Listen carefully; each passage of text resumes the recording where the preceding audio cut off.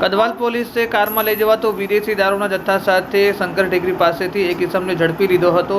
પ્રાપ્ત થતી માહિતી પ્રમાણે કદવાલ પોલીસને બાતમી મળી હતી કે એક સફેદ કલરની કારની અંદર વિદેશી દારૂનો જથ્થો કદવાલ ચોકડીથી બાકરોલ તરફ જઈ રહ્યો છે। બાતમીના આધારે પોલીસે નાકાબંધી કરી કારમાં લઈ જવાતો વિદેશી દારૂનો જથ્થો ઝડપી લીધો હતો। કારની અંદર તપાસ કરતા પોલીસને 764 નંગ વિદેશી દારૂ અને બિયર મળી આવ્યા હતા, જેની કિંમત 1,01,820, જ્યારે કાર મોબાઈલ સહિત 4,11,820નો મુદ્દામાલ પોલીસે કબજે કર્યો હતો। પકડાયેલ ઇસમ ઘોઘંબા તાલુકાના વાવ ગામના સંદીપ કુમાર હિંમતસિંહ બહારિયાની પોલીસે અટકાયત કરી હતી, જ્યારે બીજો ઇસમ જયમલસિંહ પૃથ્વીસિંહ ઠાકોર ફરાર થઈ ગયો હતો।